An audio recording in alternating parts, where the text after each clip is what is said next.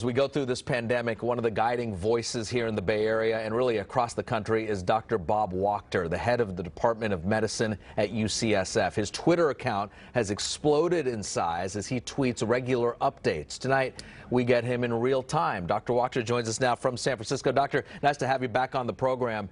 Just want to be clear here. As you probably know, the president says we're rounding the corner when it comes to this pandemic. Are we?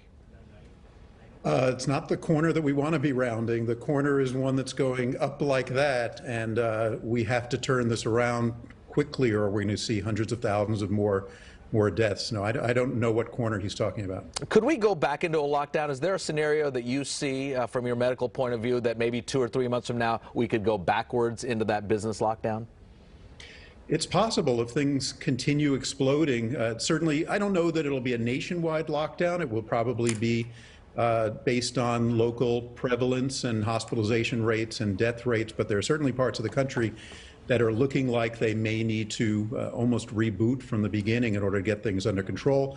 At least so far things are not at that level at the Bay Area, but we've got to be vigilant. Hey, Doctor, I think I speak for a lot of people. I get confused dealing with all of this. You and your colleagues have told us that Europe is a bellwether. What happens there will soon come to us. Well, if those European countries are diligent when it comes to wearing masks and social distancing, yet there's still a surge over there, what's the answer?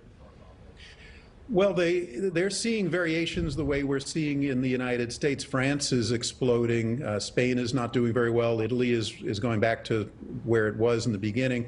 Germany is still doing fairly well. So it varies according to the country. But I think, we're now 8 to 10 months into this, and a lot of places have begun to let their guards down. And unfortunately, there's nothing about the virus that has changed in 10 months. And for the vast majority of us who've not had the infection, there's nothing about us that's changed. So if you let your guard down and you stop wearing masks and start getting together in groups that are too big, I think we're starting to see what that looks like, both in parts of Europe and now most of the United States. And if you don't mind, if I can ask you a personal question, your plans, family plans or friends' plans for the holidays, what are you thinking? I'm staying put.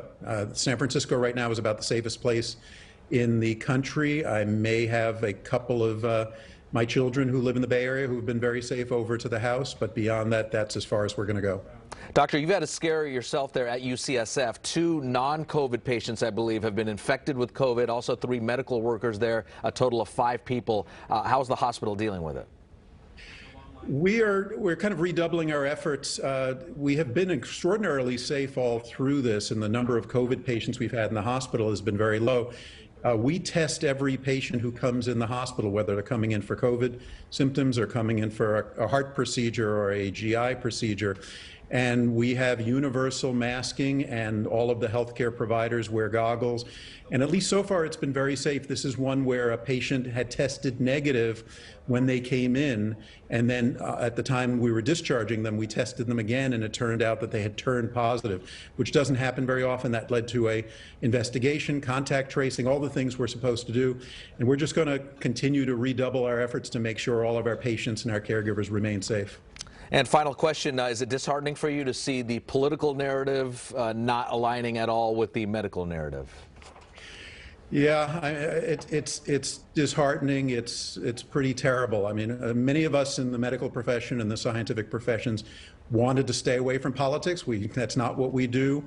But unfortunately, the politics have gotten so intertwined with the pandemic. It's impossible to stay away. We have to do the right things. And it's so sad that people have chosen their teams. There's just no question that the guidance around masks and distancing, avoiding large crowds, it will work, and it will save thousands of lives. And I don't care who you're voting for, that has to be the thing that you do in order to keep yourself safe and keep the people around you safe. Dr. Wachter, we appreciate and value your time. Thanks a lot for your medical insight. Thank you so much.